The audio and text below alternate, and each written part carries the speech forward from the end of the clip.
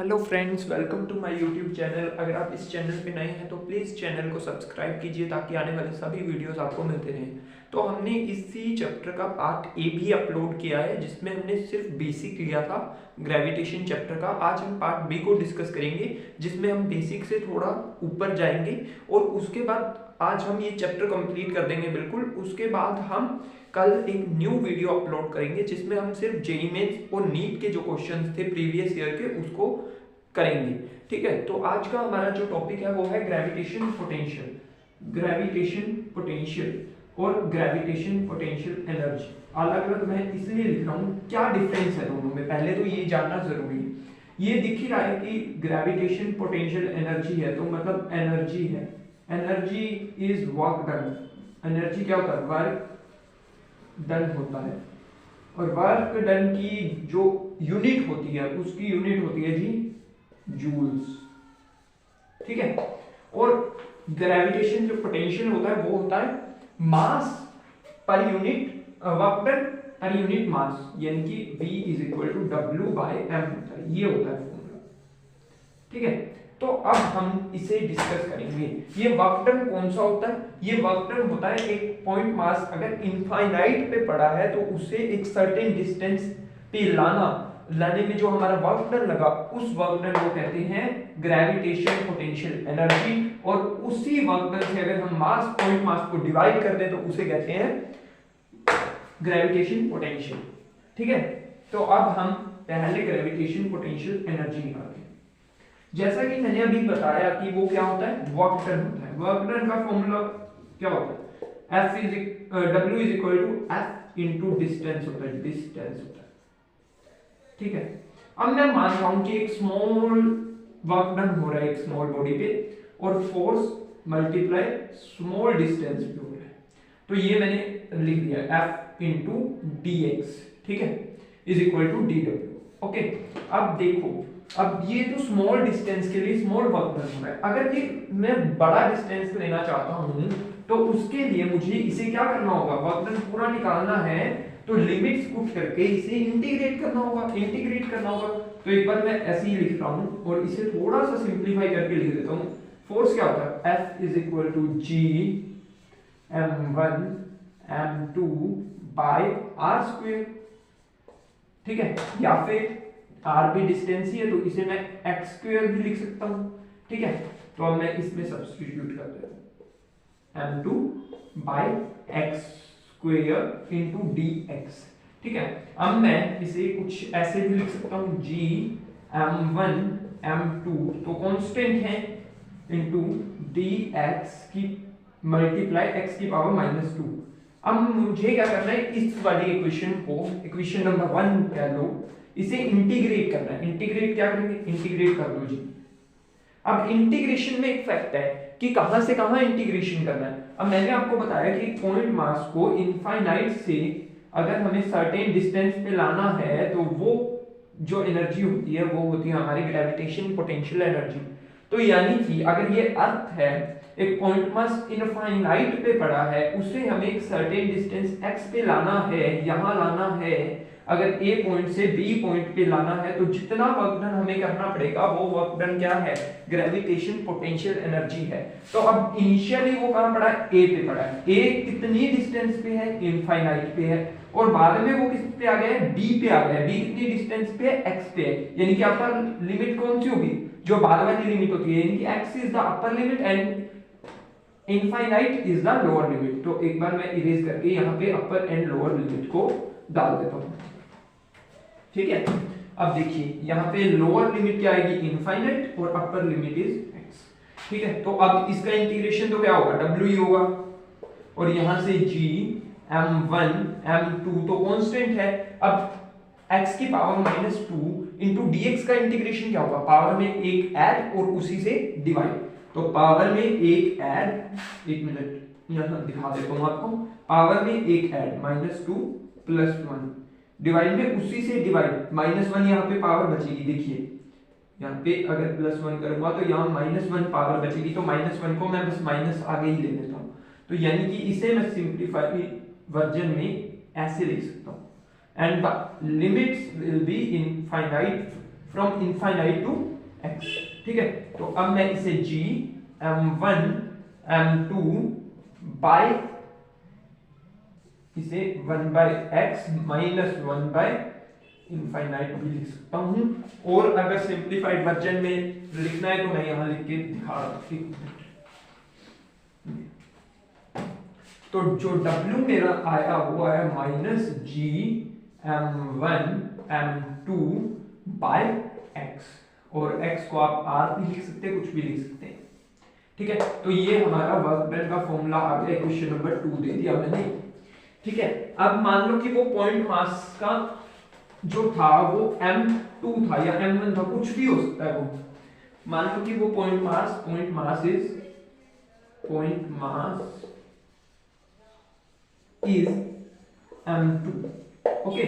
तो अब मैंने बताया था कि अगर पॉइंट मास है और पॉइंट मास से हम डिवाइड करते हैं वर्क डन को, तो क्या मिलेगा, पोटेंशियल मिलेगा। तो वर्क डन डिवाइड में point mass which is m2, तो ये क्या आ गया, g m1 by r minus g m1 by r which is v, ठीक है, ओके। तो अब हमारे पास ये ग्रेविटेशन पोटेंशियल एनर्जी आ गई है, GPE आ गई है, और ये GP आ गई है, या ठीक है। तो यहां तक हो कि क्लियर हो गया होगा। अब हम चलेंगे हमारे नेक्स्ट कंसेप्ट की तरफ। तो गाइस यहां तक आपने शायद स्क्रीनशॉट ले लिया होगा। तो आगे बढ़ने से पहले मैं जेई मेंस के लिए काफी इंपॉर्टेंट चीज बता देता हूं कि जेई मेंस में इस पे डायरेक्ट क्वेश्चन पूछा जाता है कि जो पोटेंशियल एनर्जी होती है एट अ हाइट, यानी कि अर्थ से बहुत ऊंचा है वो हाइट, और मान लो कि ये अर्थ है, ये हमारा अर्थ है जिसका रेडियस है r, और बहुत ऊपर है वो हाइट, यानी कि h is greater than r, और यानी कि नेग्लिजिबल नहीं है h r के रिस्पेक्ट में। तो जो हमारा पोटेंशियल एनर्जी वैसे क्या होता था, mgh होता था। अब इसमें हमारा पोटेंशियल एनर्जी होगा mg rh by r plus h। If ये बहुत इंपॉर्टेंट फॉर्मूला है, अगर आप जेईई मेंस देने वाले हैं, मोस्ट इंपॉर्टेंट फॉर्मूला है। अगर if h is negligible with respect to r, तो ये आप h को नेग्लेक्ट कर सकते हैं और r से r आपका कैंसिल हो जाएगा। तो आप पहले वाले फॉर्मूले को जरूर ध्यान में रखिए अगर आप जेईई मेंस देने जा रहे हैं। तो अगला हमारा जो कंसेप्ट आता है वो आता है एस्केप्ड वेलोसिटी। एस्केप्ड वेलोसिटी होती क्या है, पहले तो ये दिमाग में क्वेश्चन आता है। एस्केप्ड वेलोसिटी एक ऐसी वेलोसिटी है जिस वेलोसिटी से किसी मास को फेंका जाए ताकि वो कभी भी वापस ना आए। यानी कि अगर मैं अर्थ की बात करूं, ठीक है, अर्थ ये, ठीक है, अब अर्थ के ऊपर कोई एक जगह तक ग्रेविटेशन एक्ट कर रहा है, G will act on up to this layer. मान लेते हैं कि G बस ये वाला जो बड़ा सर्कल है उस तक ही एक्ट कर रहा है, उसके बाद G नॉट एक्ट, यहां पे G एक्ट है, ठीक है। तो अब मैं सोचूं कि अगर मैंने ये मार्कर को फेंकना है कि कितनी स्पीड से फेंकूं, तो मेरा मोटो क्या होगा कि भाई इसे क्रॉस कर जाए, उसके बाद तो क्योंकि इस पे एक फोर्स कम लगनी शुरू हो जाएगी, क्योंकि ये जो नीचे अर्थ खींचती है बार बार, तो ये खींचना कम हो जाएगा। तो मतलब मेन मोटो ये है कि अगर एस्केप करना है, यानी आउटर स्पेस में किसी चीज को घुमा देना है कि कभी वापस ही ना आए, वापस लाने वाली फोर्स कौन सी थी, वेट ही तो लगता था नीचे, जो अर्थ अपनी तरफ ग्रेविटेशनल अट्रैक्शन बना रही थी। अगर मैं इसे ही पार करवा दूंगा तो क्या आपको लगता है कि कभी मतलब वो चीज वापस आएगी, नहीं आएगी। तो मतलब जो एस्केप्ड वेलोसिटी है वो मेनली क्या है कि भाई मुझे ये G वाले एरिया को से आउट होना है, ठीक है। ये ऐसी वेलोसिटी जो मुझे ये G वाले एरिया से आउट कर दे उसे ही करेंगे एस्केप वेलोसिटी। अब मैं आपको फॉर्मूला भी उसका डिराइव करवा देता हूं, ठीक है। अब एस्केप करवाना है, अब धरती से मैं फेंकूंगा तो उस पे क्या लगेगा, स्टार्टिंग में काइनेटिक एनर्जी, और उसके ऊपर और क्या लगेगा, और लगना चाहिए जी एक, हमने अभी वर्क डन पढ़ा था, ग्रेविटेशन पोटेंशियल एनर्जी Gm1m2/r, ठीक है, विद माइनस साइन, तो ये लगेगा -Gm/m। और आउटर स्पेस में तो कोई वर्क डन ही नहीं होगा, जैसे ही ये इसे क्रॉस कर जाएगा, इनिशियल कंडीशन भी ये है, और उसके बाद जैसे ही ये इसे क्रॉस कर जाएगा, क्या कोई मतलब वर्क डन लगेगा, नहीं लगेगा। तो मतलब इसे मैं 0 के इक्वल रखूं। अब मैं इसे इक्वेट कर दे रहा हूं, तो ½ mv² = Gm/m/r, तो m से m get cancelled and g ये आ जाएगा v² = 2Gm/r, ठीक है। अब मैंने, अगर मुझे ध्यान में है तो ग्रेविटेशन का कांसेप्ट पढ़ा था, ग्रेविटी का कांसेप्ट पढ़ा था, क्या था ग्रेविटी, Gm/r², ठीक है। तो बस Gm/r को क्या लिखोगे, G × r, तो इसे लिखूंगा v = √2Gr। बहुत इंपॉर्टेंट फॉर्मूला है, मोस्ट इंपॉर्टेंट, क्योंकि काफी बार इससे क्वेश्चन डायरेक्टली आ जाता है। तो इसके बाद मैं आपको अगर कहूं कि अर्थ का एस्केप वेलोसिटी निकालिए, तो क्या होता है, वो इसी आप फॉर्मूले में पुट कर देंगे, क्योंकि अर्थ का रेडियस हमें पता है 6400 kilometre is the radius of earth for earth, and g is 9.8 मीटर/सेकंड²। और जेईई मेंस में इसके बेसिस पे डायरेक्ट क्वेश्चन आता है कि v for earth, v escaped for earth कितना होता है, वो होता है जी 11.2 किलोमीटर/सेकंड। अगर आप इस स्पीड से किसी पॉइंट मास को या किसी मास को आउटर रीजन में फेंकेंगे तो वो कभी भी वापस नहीं आएगा। गाइस आपने यहाँ तक स्क्रीनशॉट ले लिया होगा। तो उसके बाद हमारा जो नेक्स्ट कंसेप्ट है वो है ग्रेविटेशनल इंटेंसिटी। वो क्या होता है ग्रेविटेशनल इंटेंसिटी? ग्रेविटेशनल इंटेंसिटी को मैं एक बार जी आई से डिनोट कर दे रहा हूं। G I is the force per unit mass, ठीक है। अब ये क्या चीज है भाई? अब ग्रेविटेशन इंटेंसिटी क्या होती है? फोर्स पर यूनिट मास, यानी कि फोर्स है उसे मास से डिवाइड कर दो, m से डिवाइड कर दो।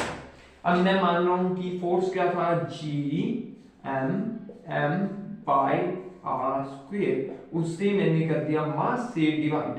तो अब मेरे पास जो जी आई ग्रेविटेशन इंटेंसिटी आई वो कितना है? Gm/r²। तो ये होती है जी ग्रेविटेशनल इंटेंसिटी। और इसे क्या आपको थोड़ा बहुत पोटेंशियल से आप इसे रिलेट कर पा रहे हैं? क्योंकि पोटेंशियल हमने अभी निकाला था, तो पोटेंशियल की वैल्यू क्या आई थी? पोटेंशियल की वैल्यू आई थी जी क्या था पोटेंशियल? अगर नहीं भी ध्यान आ रहा तो उस कंसेप्ट से ही चलते हैं एक बार, कि अगर नहीं ध्यान आ रहा तो वर्क डन बाय क्या था? वर्क डन बाय मास था, ठीक है। वर्क डन बाय मास था। वर्क डन क्या था? Work done is Gm/m by force into distance था। फोर्स क्या था? Gm/r² इनटू डिस्टेंस लग गया, यानी कि यहाँ पे बचा सिर्फ r और उसे भी m से डिवाइड कर दिया। तो ये था जी आपका पोटेंशियल, ये था माइनस विद नेगेटिव साइन। तो अब इन्हें और इसे अगर मैं देखूं तो क्या इसमें रिलेशन दिख रहा है? इसमें r² से डिवाइड है और इसमें r से डिवाइड है और माइनस है साथ, बस। अब जी आई जो होता है आपका वो क्या होता है? दैट इज, अब उससे मैं अगर एक माइनस के r से डिवाइड कर दूं ऑफ पोटेंशियल, तो क्या मैं जी आई पा रहा हूं? देखिए माइनस के, तो इसे मैं dv minus dv by dr भी लिख सकता हूं जी आई को, ग्रेविटेशनल इंटेंसिटी को। तो इस पे भी बेसिस पे काफी क्वेश्चंस बन जाते हैं कई बार, ठीक है। तो आगे हम चलते हैं एक सैटेलाइट के कंसेप्ट की ओर, दैट इज ऑर्बिटल वेलोसिटी। अब हमारा सैटेलाइट का कंसेप्ट है, सैटेलाइट का, ठीक है। अब क्या करें सैटेलाइट के कंसेप्ट में? ये हमारा अर्थ, अब ये उसका रेडियस r, ठीक है, एक मुझे सैटेलाइट को रोटेट करवाना है एट अ हाइट, ये सर्कल ही है, ठीक है, एट अ हाइट h, ये मान लिया कि h हाइट है, धरती से h हाइट ऊपर एक सैटेलाइट को मुझे रिवॉल्व करवाना है, ठीक है। अब देखिए क्या सोचना चाहिए आपको भी, अब ये घूम रहा है जी, घूमने के लिए जो एक अब फोर्सेस इसमें सोचिए कि कौन कौन से लग रहे हैं। इसमें एक तो फोर्स लगना चाहिए, एक अगर इसका मास है m और अर्थ का मास है कैपिटल M, तो एक फोर्स तो लगना चाहिए G G m by r square. जो r है वो टोटल डिस्टेंस है, यानी कि ठीक है, अब डिस्टेंस है। और दूसरा जो फोर्स लगना चाहिए वो इसे सेंटर मतलब सर्कल में घुमाने के लिए जो फोर्स लगता है वो लगना चाहिए। तो वो कौन सा फोर्स था, हमने काफी बार डिस्कस किया है, वो होता है जी सेंट्रीफ्यूगल फोर्स, और उसकी वैल्यू कितनी होती है, that is m omega square r या m v square by r। तो मैं यहां से m v square by r इधर सब्स्टिट्यूट करते हैं, ठीक है। अब करिए जी इक्वेट, अब इक्वेट ही रह गया ऐसे, r से r कैंसिल, m से m कैंसिल, तो वेलोसिटी को कितनी आई, v is equal to under root g m by r। तो हम इसमें सब्स्टिट्यूट कर दे रहे हैं g की टर्म्स में, स्मॉल g की टर्म्स में इसे मैं अगर लिखूं तो g capital R square by, क्योंकि स्मॉल r की वैल्यू क्या थी r प्लस h, ठीक है। तो ये आएगा आपका v की वैल्यू, वेलोसिटी, जो कि अगर आपको सैटेलाइट को कुछ हाइट पे घुमाना है तो इस वेलोसिटी से सैटेलाइट को रिवॉल्व करवाइए, वो डेफिनेटली रोटेट करती रहेगी। तो गाइज अब हम सैटेलाइट का टाइम पीरियड निकालेंगे। जैसा कि वेलोसिटी जो होती है वो होती है ओमेगा इंटू आर, और ओमेगा को मैं लिख सकता हूँ 2 pi by t into r. तो अब मैं इसे सिंप्लीफाइड वर्जन करना चाहता हूँ, तो t को मैं उस साइड ले जाऊंगा, that is t is equal to 2 pi r by v। अब v की मैंने वैल्यू निकाली थी अभी पिछले थोड़ा टाइम पहले ही, तो वो क्या आई थी g m बाई r। तो अब मैं इसमें सब्स्टिट्यूट करते हूँ, which is 2 pi r by root G m, और r की पावर हो जाएगी जी 3 बाई 2। अब जी एम को, अब अगर आपको ध्यान में है तो ये जी एम, एक मिनट, ये जी एम बाय, जो हमारा G M by R square था वो क्या था, G M by R square small G के बराबर था। तो अब मैं इससे G R square is equal to G M, यहां से ये सब्स्टिट्यूट कर दे रहा हूं इस इक्वेशन में, तो मुझे मिलेगा t is equal to 2 pi, r की वैल्यू क्या होगी r प्लस h, क्योंकि ये ठीक है, और डिवाइड में रूट जी आर स्क्वेयर। तो ये जेईई मेन में यहां से भी डायरेक्ट क्वेश्चन आता है, यहां से सैटेलाइट वाले कंसेप्ट से काफी क्वेश्चन बनते हैं। अगर आप जेईई मेंस और नीट के स्टूडेंट्स हैं तो ये भी एक बार आप स्क्रीनशॉट ले लीजिए इसका भी। और आगे हम बढ़ते हैं फिर इससे, तो आगे हम चलेंगे टोटल एनर्जी की तरफ। अब टोटल एनर्जी गाइस कौन सी होनी चाहिए, अब टोटल एनर्जी हमारे पास एनर्जी की फॉर्म कौन कौन सी है, एक तो होती है काइनेटिक एनर्जी और दूसरी होती है हमारी पोटेंशियल एनर्जी। तो अब टोटल एनर्जी का कंसेप्ट के लिए, total energy is equal to kinetic energy plus potential energy, ठीक है। अब काइनेटिक एनर्जी क्या होती है, that is half m v square, और पोटेंशियल एनर्जी क्या थी, potential energy is minus G M M by r square, ठीक है। तो अब मुझे बस इसे सिंप्लीफाई करना है, G M M by R था guys, G M M by R था, तो अब मुझे इसे सिंप्लीफाई करना है। अब इसमें भी आर देखिए, अगर ये हाइट पे घूम रहा है तो आर स्मॉल आर लेंगे which is r plus h, या फिर आप स्मॉल आर भी लिख सकते हैं। अब हमने इसमें हाफ एम वी स्क्वायर को क्या लिखेंगे, वी स्क्वायर की हमने थोड़े टाइम पहले ही वैल्यू निकाली, बस वो ध्यान में रखनी है आपको, जी एम बाय आर, ठीक है। पुट कर दीजिए, it is G M by R minus में G M N by R, small R ही मैं एक बार लिख दे रहा हूं, तो ये आ जाएगा minus half G M M by r. तो यानी कि जो टोटल एनर्जी है, जो टोटल हमारी एनर्जी है वो दैट इज माइनस की जरूरत ही नहीं है, क्योंकि पोटेंशियल एनर्जी में पोटेंशियल एनर्जी बाय 2 होती है। ये भी एक बार आप नोट कर लीजिए कि हमारी जो अगर एक सैटेलाइट है, तो मैं दोनों का ही एक बार कंसेप्ट दे देता हूं आपको कि अगर हमारी जो ये सैटेलाइट है अगर वो रोटेट कर रही है तो टोटल एनर्जी जो होती है वो सैटेलाइट की वो होगी potential energy by 2 and the kinetic energy will be modulus of potential energy by 2। Modulus क्यों लगाया? क्योंकि पोटेंशियल एनर्जी नेगेटिव थी और काइनेटिक एनर्जी पॉजिटिव थी, तो ये मॉडुलस उसे पॉजिटिव करके हाफ कर देगा, तो हमारा काइनेटिक एनर्जी आ जाएगा। तो होप कि आपको ये टोटल एनर्जी का कंसेप्ट भी समझ आ गया होगा। और एनर्जी, बाइंडिंग एनर्जी आपको ये डायरेक्ट ही याद रख लेना है। बाइंडिंग एनर्जी वो एनर्जी जो मतलब उसे रिमूव कर दे, सैटेलाइट को रिमूव कर दे, मतलब एस्केप वेलोसिटी यूज करके ही एक तरह से। तो बाइंडिंग एनर्जी ये तो सिर्फ जेई मेंस में ही इसका ज्यादा क्वेश्चन पूछा जाता है, तो जेई मेंस वाले डायरेक्ट इसे नोट भी कर सकते हैं। ये आएगा G M M by 2r, that is 2r। ठीक है, तो ये हमारा बाइंडिंग एनर्जी का कंसेप्ट होता है।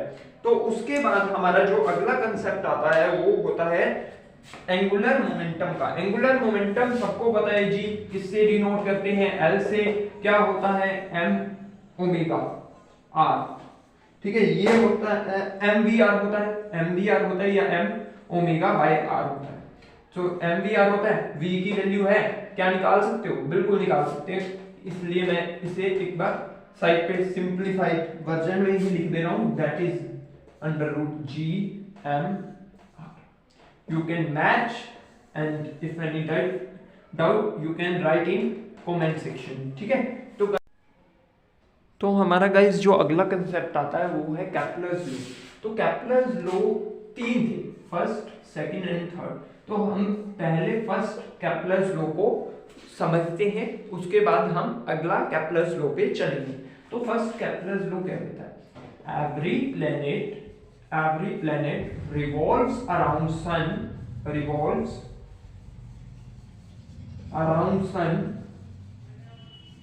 सन in an elliptical orbit।